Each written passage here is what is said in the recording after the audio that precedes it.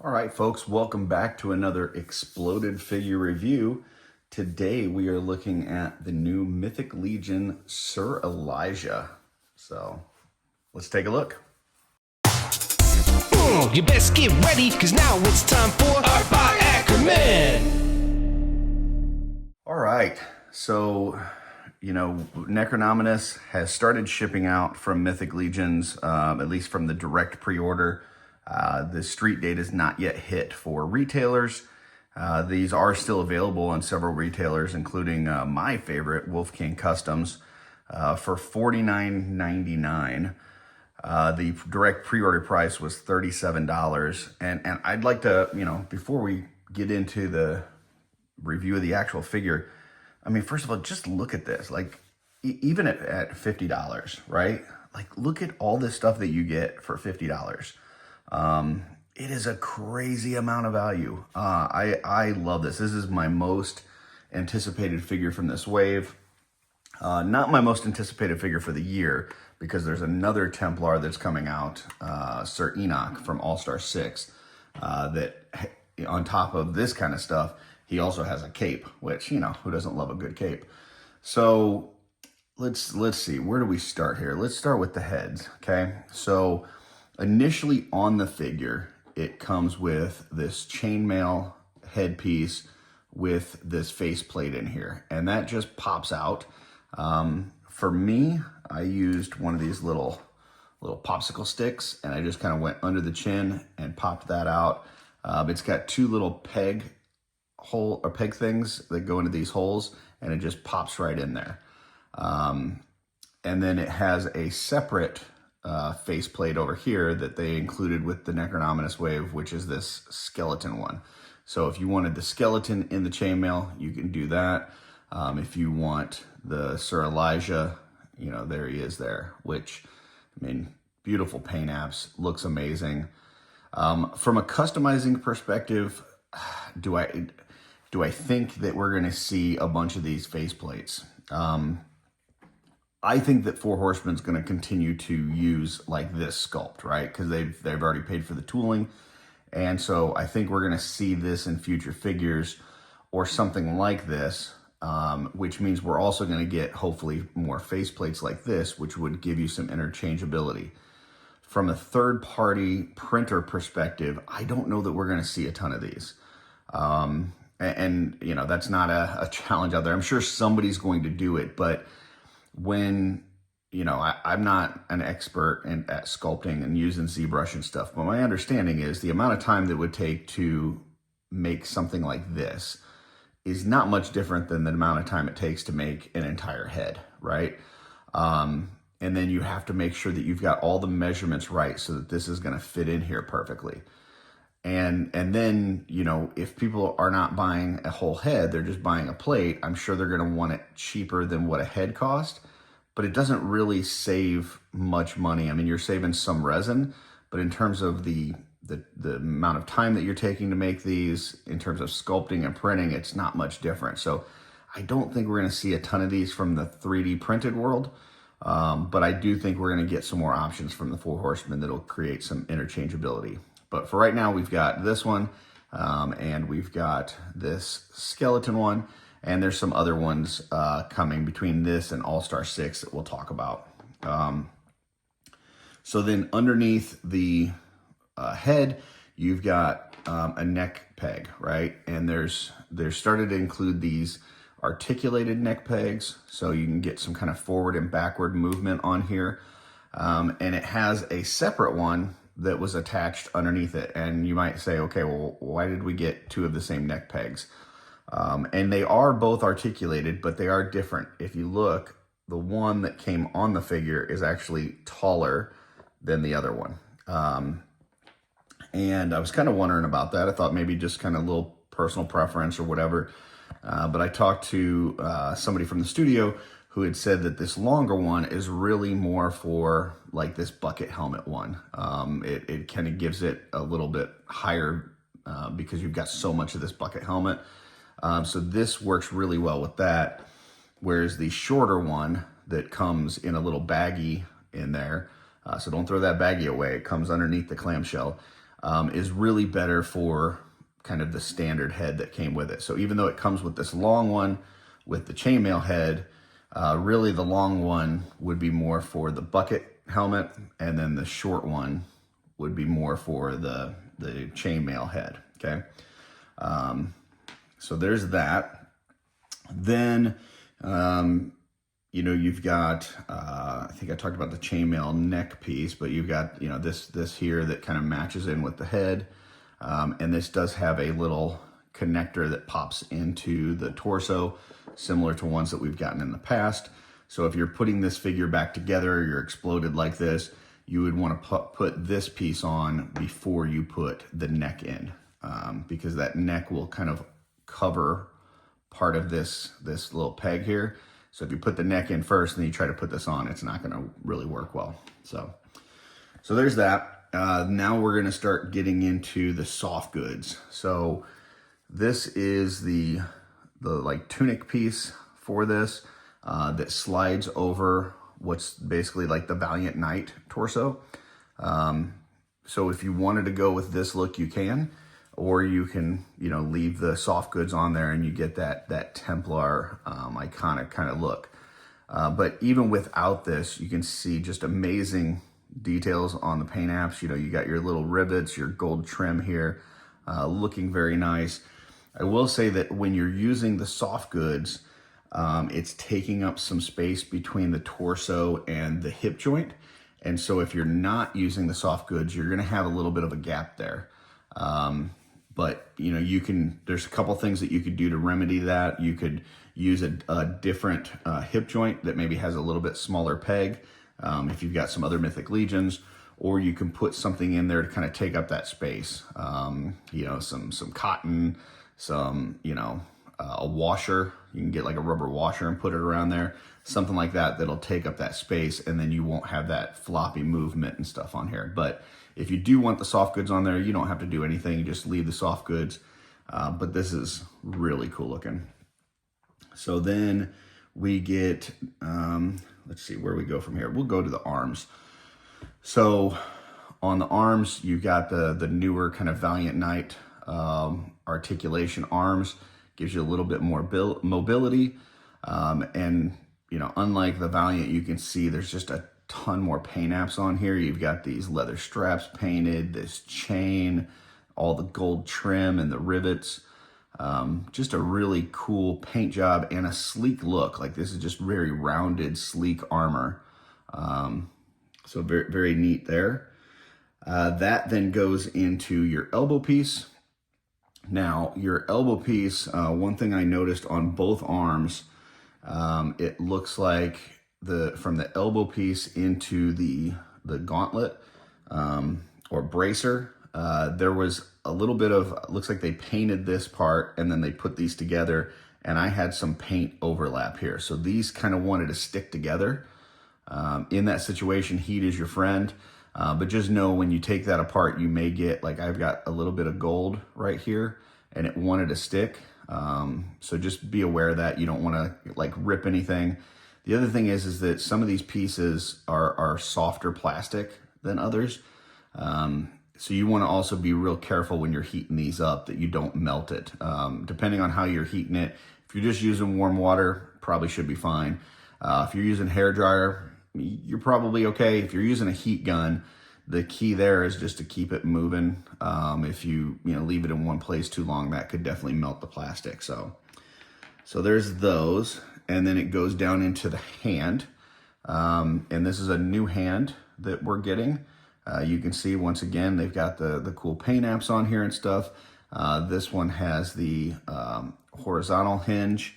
And then in the extra hands that we get a vertical hinge of the same hand. No expressive hands in here, but there is a hands pack that does come in this wave. So if you're looking for some more kind of open hands or casting kind of things, there are those hands in that hands pack. Then going down into the lower body, you've got kind of your standard Mythic Legion hip joint. It does have a little bit longer peg in order to accommodate all those soft goods. Then you've got this waist piece that covers that, so it goes in between the torso and the hip joint, as well as this nice belt. Once again, painted buckles, rivets, all that kind of good stuff. The paint apps on here are just phenomenal. And then it's got this like little cod piece that goes in the front. And I appreciate that they gave us this, because it's, you know, it'd be better than just leaving it empty. But that being said, I'm not going to use this piece, because once you have the soft goods draped over it, this kind of creates a front bump, I guess, as it were, where the soft goods kind of, they don't lay flush, they kind of bulge out. If you're okay with that look, that's fine. But what I'm going to do is just pop this off and throw this in the fodder bin, and that's going to be used on another figure. So just FYI. So going into the lower soft goods, you've got this loin piece that just pops over the peg. And then you've got this other, you know, like waist or waist covering that goes over the peg as well, to create this kind of look. Now, between the extra two soft good pieces here, and you've got this soft good piece that wraps around the bottom of that torso, you can see there's just quite a lot of extra fabric here, which is why this peg needed to be so long in order to still make a good pop into that torso. So if you decide that, hey, I'm going to use it without all this stuff, you can, but you're going to have some gap there. So you need to find a way to either cover that gap or switch this hip joint out with a different one that's not going to have that extra space. So, okay. So that's the soft good stuff.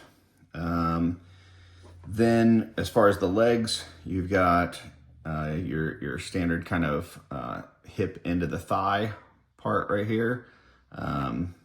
And then same thing here.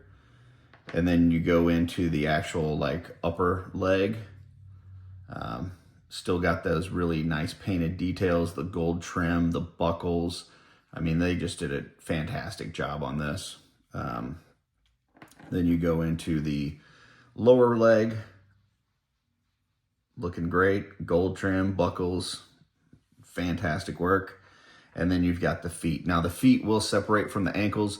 I did not do that here because that's the worst part about separating a Mythic Legion figure, is separating the ankles from the feet.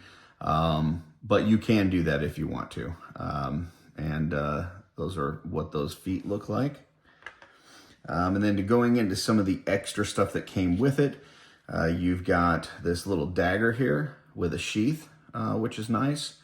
So that is a newer piece. So that's pretty neat. Then you've got this sword with has like the cross on the top, with the sheath as well. We've got this new kind of war pick hammer thing. So that looks pretty brutal. That's going to cause some damage. And this is, you know, a lot more realistic than some of the other, you know, maces and weapons that we get in Mythic Legion. So if you're looking for more of kind of a realistic look, this will definitely give you that. This is very brutal looking. We did not look at the Pauldrons yet. So these are the Pauldrons. They are newer, and you know, they do give you that really sleek, rounded look that kind of goes along with the upper arms and the legs. Like this guy's just very sleek looking, very rounded, very aerodynamic. Still got all that gold trim in the rivets. And as far as like on the back there are two holes in the tunic that line up with the holes in the back of the torso for you to put those pauldrons on. You just want to make sure you heat that up before you put those in there. We talked about the skeleton head. We do have one extra belt here. It's just a really thin strap with a little buckle on it. So you can put that across this torso. Just kind of creates a little extra decorative piece there. I'll go to the shield next. So this is the newer style shield, and I love this thing. Like, this looks so freaking cool. Does have this middle piece that pops out, If you're used to some of the other Mythic Legion shields that they've had recently, like the one with the Xylernian Guard or Gorgo and things like that, where they've got the big ornate things on them, it's got that same piece that pops in here. Same thing with a lot of the Cosmic Legion shields. So basically just pop this out if you wanted to switch that with one of the other attachments. And then for, using this, we've got two options, and I am super stoked about this because for the last few years, this is what we've been getting, which is kind of the standard handle. That's for the last 2 years plus we've been getting this, which is not a bad handle for the shields. But once they started doing kind of these bigger shields with the big ornate things, these older style that they used to use, which is I call like the C-clamp, these worked a lot better in my opinion for holding something that was heavier. So if you have any of those, like the Gorgo one or the Xylernian, and you're having a hard time getting them to hold the shield because of the handle, this works really well because you can just pop this on, attach it to their wrist, and it's not going anywhere. But yeah, this creates a cool look for this. And so that's kind of everything that this comes with. This is really neat. I love the Templars. I think they just have a really cool look to them.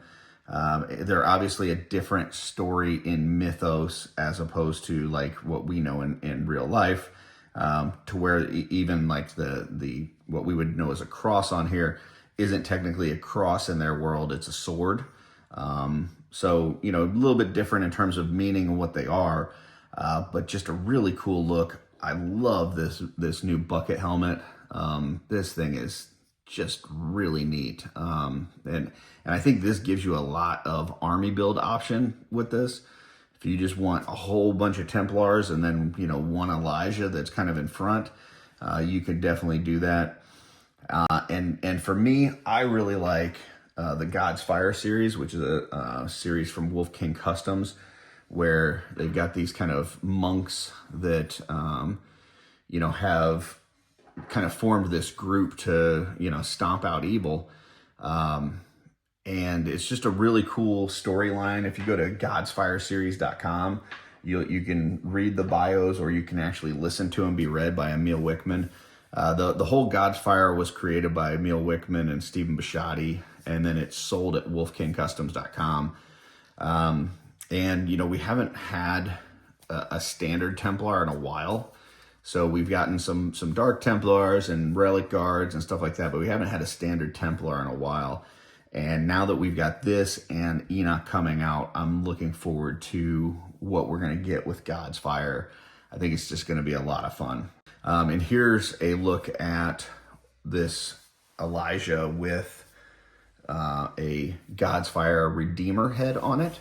So you can see, like, it just works so well with this. And it's just going to create a lot of new customizing potential to build out these Templar armies, and I'm stoked for it. It's going to be really cool. So that is Sir Elijah from the Mythic Legions Necronominous Wave. I hope you enjoyed this exploded review. Here's a couple pictures real quick of what it looked like in the package before I opened it, as well as kind of what those inner clamshells looked like.